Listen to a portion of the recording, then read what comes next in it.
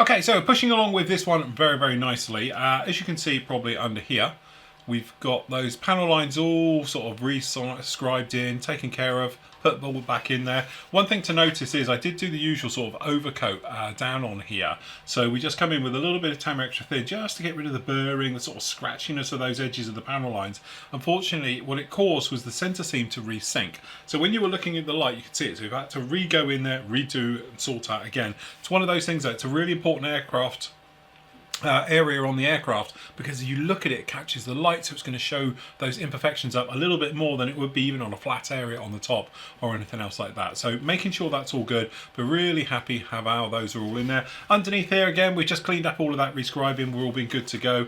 Inside you might be able to see just in there we fitted the HUD. Make sure you get the right one. There's two types. This is the one that sort of curves, it's like a C shape back onto itself. We've put in, to be honest, we've covered it lots of times before, but you can see down under here we have simple masking job just up down on there. So we put the front one on, we've used a little bit of crystal clear, so we just come in with a little bit of this right the way over just to put this down. That way if there is any problems we can get it up. You can see it's still white in there, that's literally where it's just drying off. But generally I have to say really nice fit, it goes in there very, very well.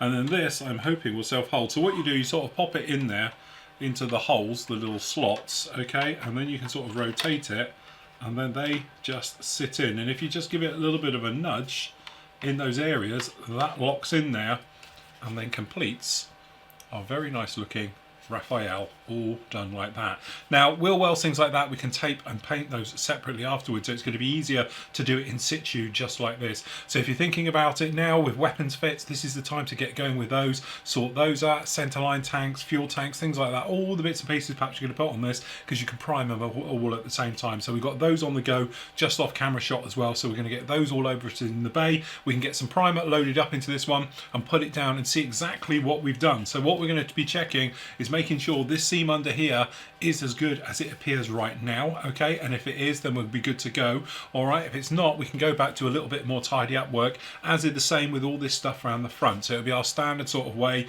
Primer coat, not only is it just to aid the paint going down, it's also to see exactly what you're going to get, so that way we can get it to primer, see what's going on, and if there is any little fixes we need to do it, we can take care of it straight away.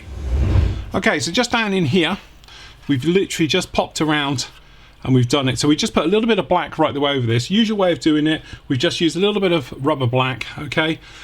Basically neat, just a little bit of thinners right the way over. This is also going to be that thing of light fast in the canopy, but also it is black on the inside, so it looks good from when we put the top coats of colour on this one and everything else. And we've generally just gone round and just sprayed onto all these areas just to see exactly what's going on. And to be honest, we're not looking too bad, but straight away we've got a tiny little blemish. You just catch it somewhat in the light just down here on the side, so we're just going to lightly sand and make that a little bit nicer, okay? And then down on here we can see how the filler is absorbing the paint, okay? The paint is going down, the filler itself being a water-based paint, now it's dry, filler, now it's dried out, it's absorbing the actual the paint into it, so you're going to get that little line in there. So it's going to take a couple of coats just to get rid of that fully and let those dry off and cure off, but generally we're not looking too bad. Luckily for us, this side is looking very nice indeed, very nice, smooth. The rescribing's come out really nicely as well, on par with the rest of it, which was the main thing. So that's actually looking really, really good. So that's the first coat down on there. I am going to pop round, I think, and just do a little bit of work on here. Just going to sand that in, and then we'll give it another little bit of black just to make sure we're all good. The canopy is just risen up on me, which is really annoying because it was perfect earlier and now it's just risen up a little bit. Now that could be just because where the PVA glue is drying off, but generally we're just going to put maybe a clamp on this just to hold it down. I think it's literally just where the PVA glue is still just a little bit wet. So what we're going to do is just going to put a clamp just to pull that down on there and let that do its bit. In fact, I think we've just pulled it out of its little peg, trying to be a little bit all over here at once. So what we'll do, we're just going to hold that in, make sure that's all down in there nicely. And that's actually laying there better now, it's actually got in there. So there we go, we're going to let that dry off, have a good look at it, see what we got, do a little bit of work if needed, and then we can come back then and we can start about pre-shading it, primer coat, pre-shading, and then working our way through the paint. Okay, so back in the spray booth, I just put a little bit of paint just down in, excuse camera shake, just in here. Just have a little bit of a top up. Okay, so that little blemish that we had on here, I've redone it and had a look, and I think it should be fine now. It looks very, very fine. I'm hoping that'll be it. It should be about it. But when you've done any sanding work, also just remember to get rid of the dust, because this dust will just turn into, you know, various like gritty texture and stuff like that. So if you've done any sanding work, make sure it's completely cleaned away, and then that way it doesn't go through. To be honest, down in here now this is dried, it's actually very, very good. I'm impressed with myself sometimes. This is one of those ones where I didn't think it'd be quite as good as that, but it's no problem at all. And these ones on the back, no problems. Anywhere else, very, very nice. Also on this front box area with the sensors on the front, I always thought that was going to be a bit of a mess. Bit of sanding work, bit of blending work, things like that. And actually it's turned out very nice, so we can't complain at all. One thing I am going to do though is just going to grab a little bit of a sander, because I've noticed there's a tiny little bit of filler just there that shouldn't be. So we just sand that little bit of filler, and this is what we're talking about. It's these little things that you spot and you think, okay, and it's easy fix. If you're doing this right now, very, very straightforward. Okay, and we can do it literally on the fly, and we can just get in there, sand that off, tidy that up, no problems, we're all good. And then literally we can come in now with our paint. Usual thing when you come in and start, just a light dusty coat, just give something to grip to.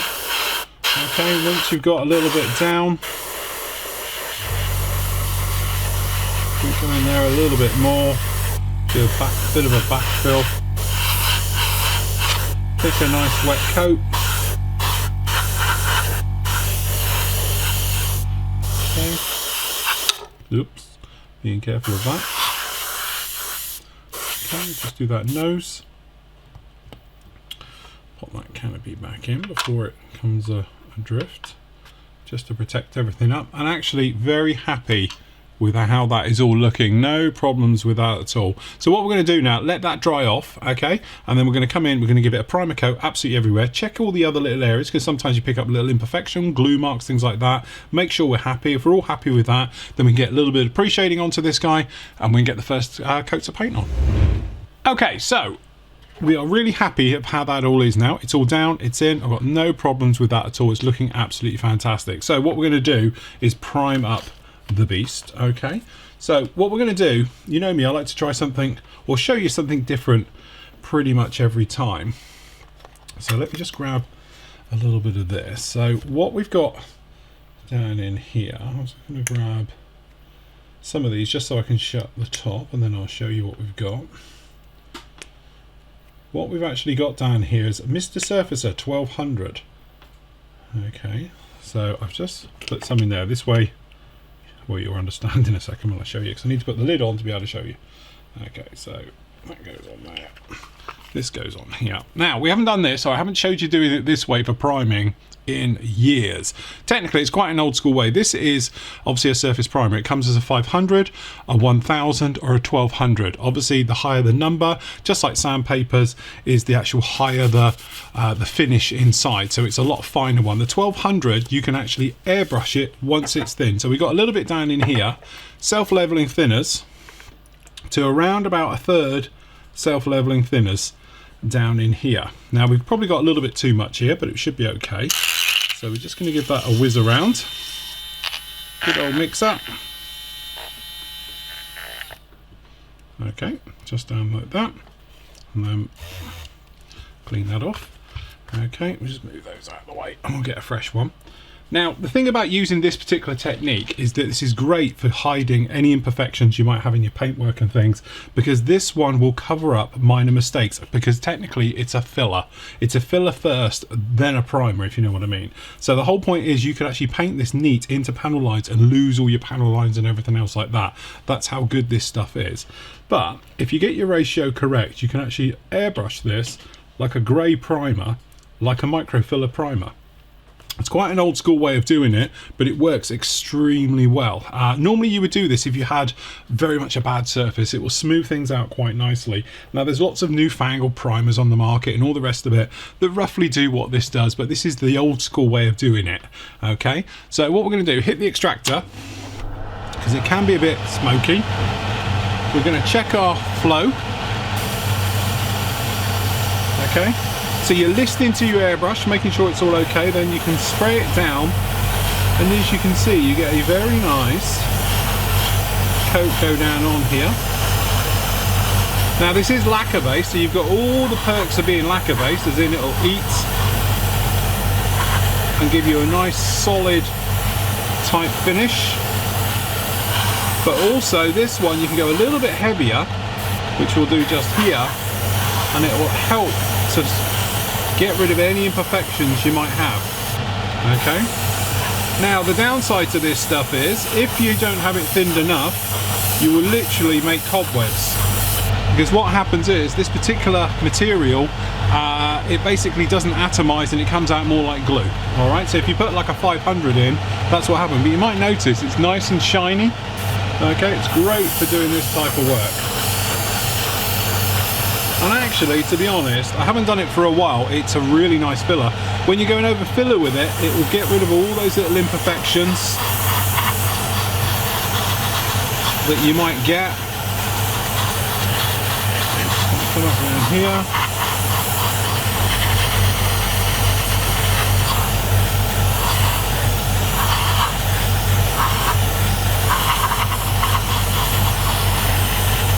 Okay, so these down in here, nice good strong coat. Okay, and that will help seal all of that up. But as you can probably see on this wing, it's a nice satin to gloss type finish you actually get off of this stuff. So if you're using it in conjunction with self-leveling thinners, you end up with something really very, very nice. Okay, so we're just going to grab a bit more. To be honest, we hit the second extractor. Okay, and we're just going to carry this right over the model.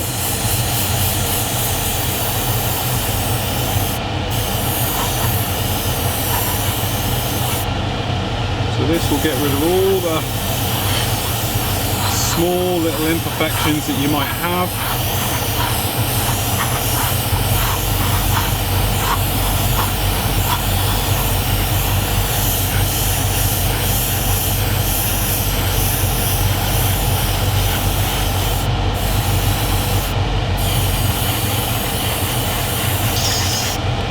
Okay, and as you can see, really glossy, and you can lay it out quite thick, and this will bite and it will be absolutely fine. So we're just going to reload again.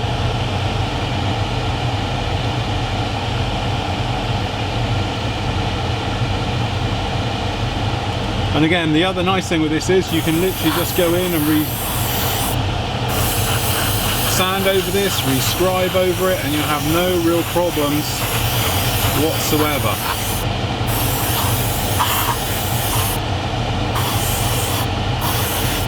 You can see how nice is that. Alright, so we're just going to come down this edge. As you can see, you can put it down really quite heavy.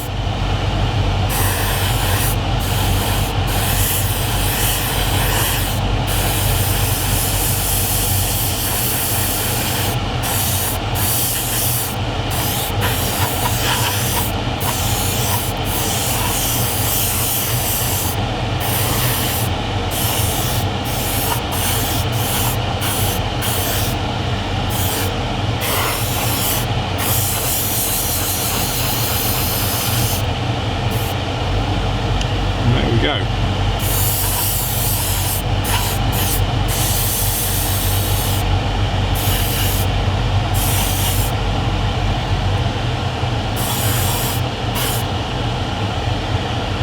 So there you have it. So what we're going to do, we'll let that dry, okay, and then we can actually do the tail, so we can get the tail sprayed up, sorted that one out, okay, and then we can go around and do the same thing with the pylons and all those other little areas. If you get an area, perhaps down in here, you might see we've got a little gap just appeared down in there. What you can actually do is slightly flood it like that.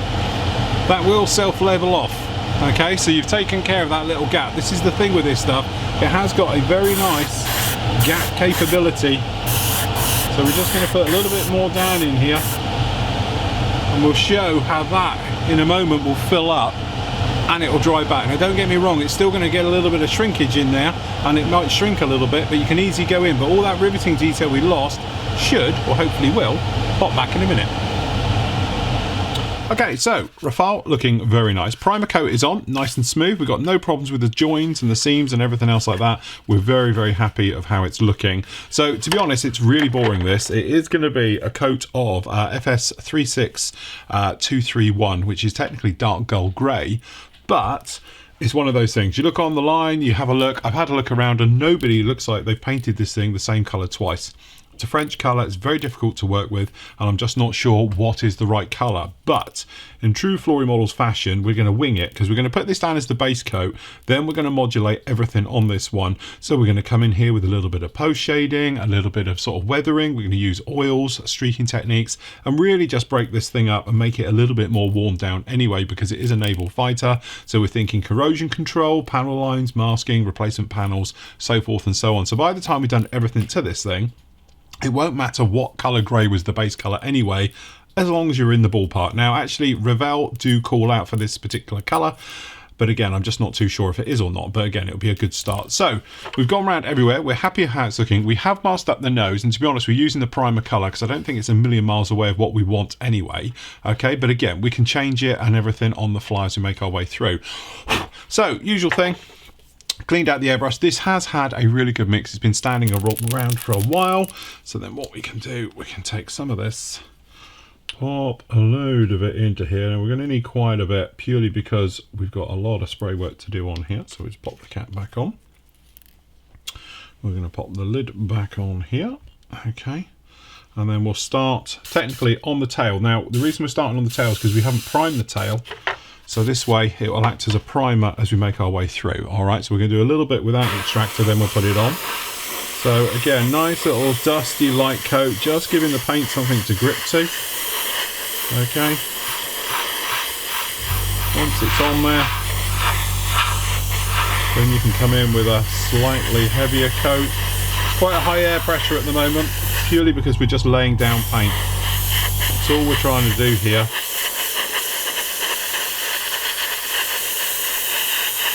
Okay, so once we've got that little bit of primer work on there like that, then what we'll do, we'll switch to a more nicer paint flow. So what we're going to do, we're just going to turn down our Mac valve just a little bit.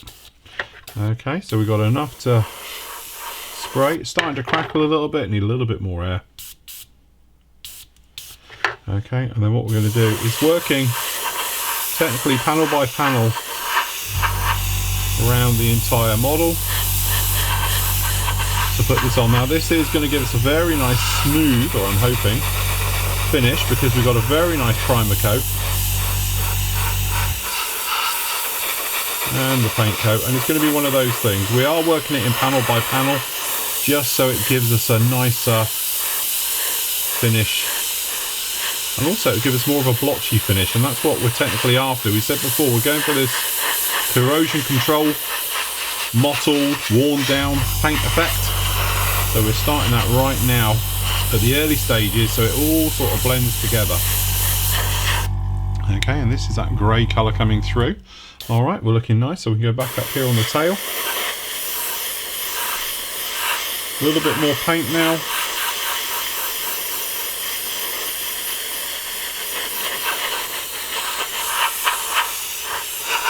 And again, we're just going to work it over the spine.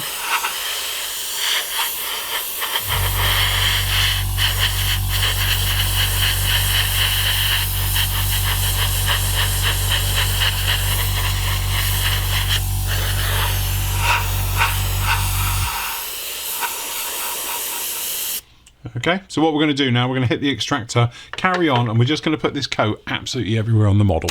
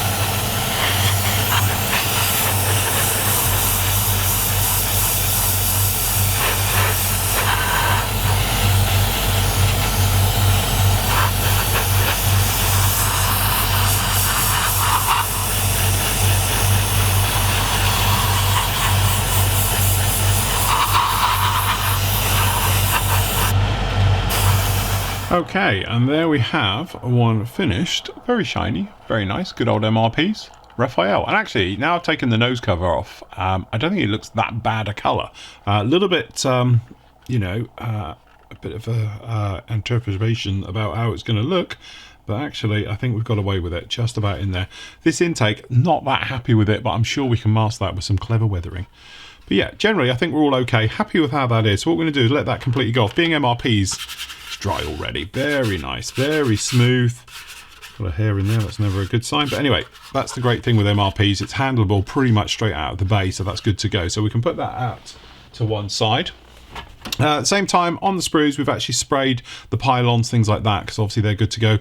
Gear doors, all of those types of things. So if you wanted to now, what you could just do is just quickly cut off the one so they don't get any overspray on. But what we are going to do is just going to pop in with a little bit of white just to do all the gear doors. We can do them on the sprues, and then what we can do is tidy them up afterwards. Okay, so we're just going to get that bay out the way. Okay, because we've got to do these just around this area. We've got a big old one here, so what we can do is we'll take a chunk out of the bottom one, nice and close, then out the sprue, held on by one, then we can good to go. Again, this is only a temporary one, but it's a good way of getting that paint colour down just off the bat. Okay, so what we're going to do is, if I can get into it even, open up our white paint. Lid that's on there, pretty tough. Okay, we've got a little bit in there. Just because we're getting low, I'm just going to add a little bit of self-leveling thinners down into that mix. Pop the lid back on. Get rid of all the crusty bits. Okay, good old shake. Nice thing with this weapon set, obviously we've got targeting pods, we've got the big old fuel tanks, so forth and so on. So at the moment, I'm just going to go with a weapons fit for this one. Usual thing, Navy fighters don't tend to carry those jumbo fuel tanks unless they're ferrying out to the actual ship. Or coming home from it. They don't tend to have them for day-to-day operations because, you know, it offsets the amount that the actual aircraft can take off with. So we're not going to be putting these big ones on, but keep them for your spares box because they are very handy for any other type of French fighter you might end up doing. So we're just going to change out my airbrush because, to be honest, we've got a little bit of paint left in that one. We'll just come over to here. Okay, nice high air pressure. A little bit of white paint in the hair, just like that. And then what we're going to do is check our flow. Okay, we're just going to spray the gear. Again, this is just so it's all handleable. What we'll do, once it's painted, we'll let it dry, and then we can come together, get it all built, and then respray it. But for the moment, this will just make things a little bit easier because you've got tiny little catches and latches and bits of suspension work. And I think it's just going to be easier to do it like this than it will be once it's all fitted together. Okay, so it's going to come through.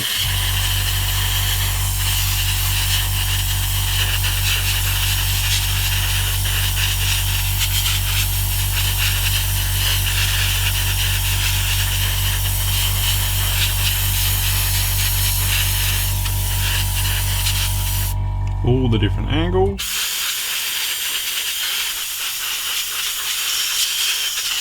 And there we go, that'll do. Okay, so those painted white, what we'll do is we'll take that back over to the bench once those dries, clip them out, put them together, give it another quick coat if it needs it, and we'll be good to go. And then we can actually think about getting the gear sorted out for this one for a little bit later on when we get it onto its feet.